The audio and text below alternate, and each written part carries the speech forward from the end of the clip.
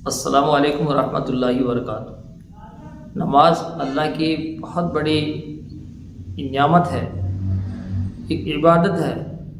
اللہ تعالیٰ نے اپنے بندوں کے لیے اپنے سے رابطہ کرنے کے لیے نماز دی۔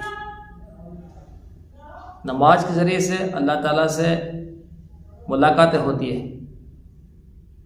اللہ تعالیٰ نے ساری دنیا کے انسانوں کو پیدا کیا اور پیدا کرنے کے بعد پھر اس کو ایسے ہی نہیں چھوڑا کہ جو من مائے وہ کھاؤ، جو من مائے جب سو جاؤ، من مائے جو کچھ کرو۔ نہیں، اللہ تعالیٰ نے 5 وقت کی جو نماز دی ہے وہ اپنے بندے کے لیے دی کہ میرا بندہ نماز کے ذریعے سے وہ مجھ سے تعلق کرے، مجھ سے باتیں کرے، میرے سامنے اپنے دکھ کو روئے، مجھ سے مانگے، میں اس کو دوں گا۔ ساری دنیا کے خزانے اللہ کے پاس ہیں۔ ساری دنیا مل کر کسی کو شفا دینی چاہے، اللہ نہ چاہے تو کوئی شفا دینے والا نہیں۔ ساری دنیا کسی انسان کو ذلیل کرنے پہ آ جائے، لیکن اللہ تعالیٰ نہ چاہے تو پوری دنیا مل کر بھی اس کو ذلیل نہیں کر سکتی۔ وہی موت اور زندگی کا مالک ہے۔ تو آج مجھے مختصر کچھ چھوٹی چھوٹی باتیں وہ ہیں جن سے نماز ٹوٹ جاتی ہے، ان پر مختصر مجھے بات کرنی ہے کہ کچھ چیزیں ایسی بھی ہیں نماز کے اندر کہ نماز پڑھتے ہوئے اگر ہم کریں گے تو ہماری نماز ختم ہو جائے گی، ٹوٹ جائے گی۔ ان میں سے پہلی بات، اگر آپ نماز پڑھ رہے ہیں، نماز پڑھتے ہوئے اگر آپ کسی سے بات کر لیں تو آپ کی نماز ٹوٹ جائے گی، آپ کی نماز ختم ہو جائے گی۔ دوسری بات، اگر آپ نماز پڑھ رہے ہیں، یہ تو بات کرنا ہے، لیکن اگر آپ نماز پڑھ رہے ہیں اور نماز پڑھتے ہوئے کسی نے باہر سے سلام کیا، آپ نے اس کا سلام کا جواب دے دیا تو آپ کی نماز ٹوٹ جائے گی، آپ کی نماز ٹوٹ جائے گی۔ اگر تیسری بات، اگر آپ کو چھینک آ جاتی ہے، چھینک، یا کسی اور کو چھینک آئی، کسی اور کو چھینک آئی اور آپ اس کا جواب دے رہے ہیں نماز کے اندر، تو نماز ٹوٹ جائے گی۔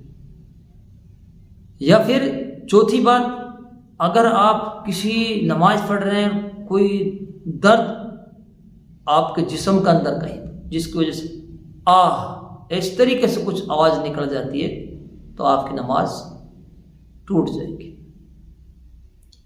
یا آپ نماز پڑھ رہے ہیں، 5ویں بات کہ آپ نماز پڑھ رہے ہیں لیکن نماز پڑھتے ہوئے آپ کو کوئی درد تکلیف پہنچتی ہے جس کے ذریعے سے آپ رو رہے ہیں، لیکن ایک رونا ہوا کہ جو آواز کر کے آپ روئیں گے، ایک ایک آپ کے آنسو نکل آتے ہیں۔ اگر نماز پڑھتے ہوئے آنسو نکل آئے تو آپ کی نماز نہیں ٹوٹی، لیکن اگر آپ نماز پڑھ رہے ہیں اور نماز پڑھتے پڑھتے آپ رو پڑتے ہیں، زور سے آواز آ جاتی ہے، تو کیا ہوتا ہے؟ نماز آپ کی ٹوٹ جائے گی، نماز آپ کی ٹوٹ جائے گی۔ تو یہ اور بہت ساری باتیں۔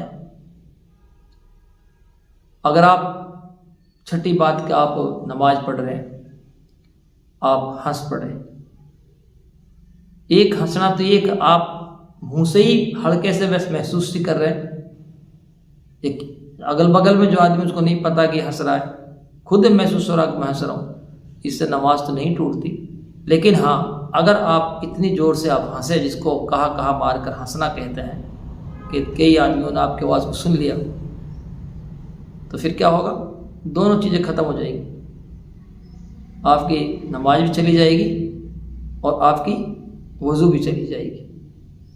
نماز کے اندر خوشو پیدا کرنے کے لیے 3 چیزیں بہت اہم ہیں، ان 3 چیزوں پر آپ کو بہت دھیان دینا ہوگا جب آپ نماز پڑھ رہے ہیں۔ آپ تنہائی میں سوچیں، ہم گھر کو چھوڑ کر، وقت کو نکال کر ہم اللہ کے گھر میں آئے، تو پھر ہم یہ سوچیں کہ یہ اپنے آپ کو خوش قسمت سمجھے کہ دنیاوی وقت میں سے نکال کر کچھ وقت میں نے اپنے اللہ کے لیے نکالا ہے، جو وقت نکالا ہے اس کو غنیمت سمجھے کہ یہ میرا آج کا وقت بہت قیمتی ہے، چاہے 5 منٹ چاہے 10 منٹ، ان 5 منٹ یا 10 منٹ میں آپ اللہ کا ذکر کریں۔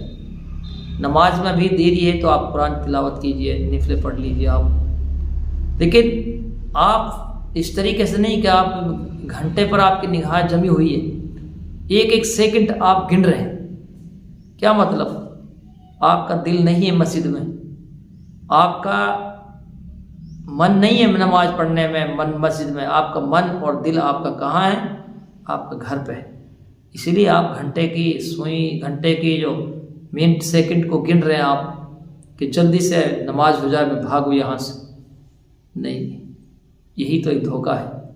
ہم اپنے جو دنیا میں سے جو وقت قرآن کی تلاوت، نماز، ذکر و اذکار کے لیے جو استعمال ہوا، جو وقت لگا ہے، یہی وقت آپ کا قیمتی ہے، اور سب وقت آپ کبھی کریں۔ ہم سب اپنے نمازوں کی قدر کریں۔